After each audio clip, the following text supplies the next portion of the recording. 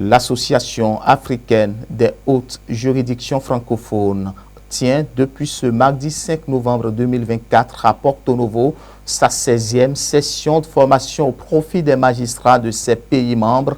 Les travaux qui prennent fin demain 7 novembre ont été lancés par le représentant du ministre chargé de la Justice en présence d'un parterre d'invités. Le point avec Faouzia Sefou et Patrice Aïouton.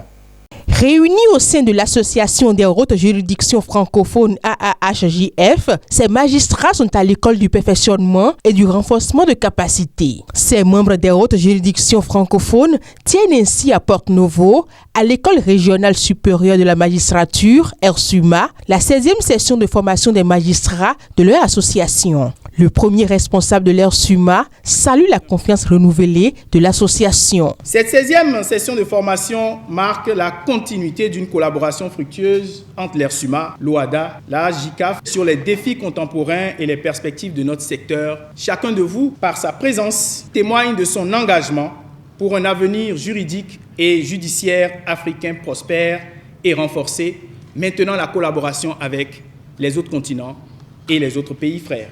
La participation massive de ces praticiens du droit à cette rencontre annuelle scientifique réjouit le président de la Cour suprême du Bénin, Victor Dassia Dossou, président du conseil d'administration de l'AAHJF. Il reste persuadé qu'au terme des échanges, les animateurs de cette juridiction seront mieux outillés pour continuer à assurer avec efficacité et professionnalisme leurs fonctions pour la promotion de l'état de droit et de la justice dans leurs pays respectifs et dans l'espace francophone.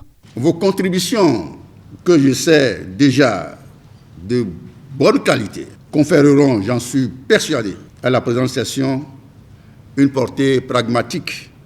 Il nous appartient dès lors, individuellement et collectivement, de faire de la 16e session de formation une avancée significative. Sur le chemin, certes rude, escarpé, mais non moins exaltant, de l'intégration juridique et judiciaire à l'échelle de l'espace africain francophone. Le président de la Cour suprême du Bénin a par ailleurs témoigné sa gratitude au président de la République du Bénin pour son soutien et sa contribution à ces moyens de partage d'expérience entre autres autorités judiciaires de l'espace francophone.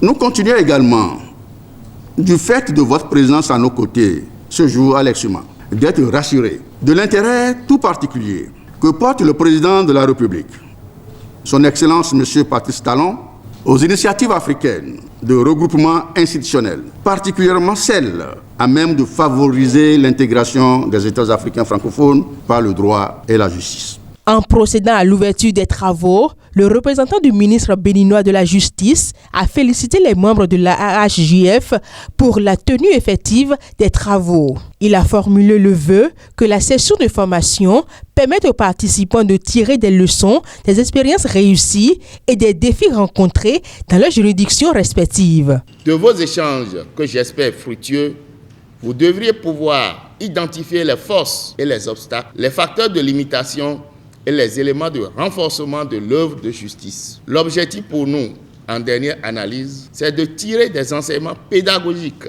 des meilleures pratiques de nos juridictions respectives afin d'améliorer la qualité de l'office du juge au service de la sécurité juridique des plaideurs. Pendant 72 heures, différentes communications seront présentées dans les ateliers répartis en 5 groupes. Il est à espérer que les fruits de ces travaux permettent aux justiciables de l'ensemble de l'espace francophone africain de jouir de procès équitables et de décisions de qualité rendues par la justice de leur pays.